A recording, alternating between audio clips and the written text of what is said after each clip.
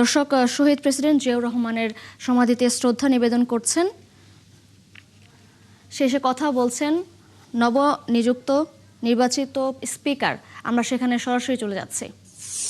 জনগণের আশা আকাঙ্ক্ষার বাস্তব রূপ দেওয়ার জন্য উদ্যোগ গ্রহণ করবেন, এটাই আমরা কামনা করছি। গতকালকে প্রথম অধিবেশন সমাপ্ত হয়েছে। আশা করি আগামী দিনগুলোতে ত্রয়োদশ জাতীয় সংসদ এই দেশের জনগণের সকল আশা আকাঙ্ক্ষার বাস্তবায়ন করতে সক্ষম হবে।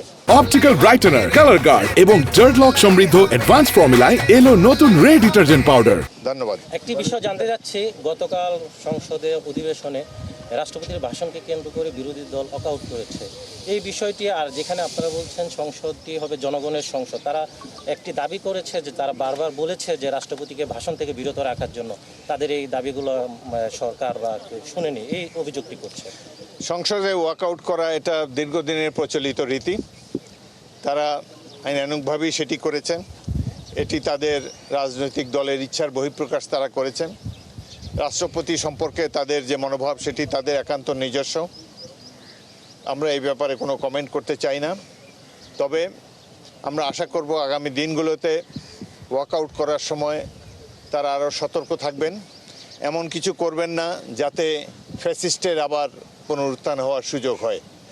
আমরা সরকারি দল এবং বিরোধী দল এবং সকল রাজনৈতিক দল মিলে ফ্যাসিবাদ বিরোধী আন্দোলনে অংশ নিয়েছিলাম।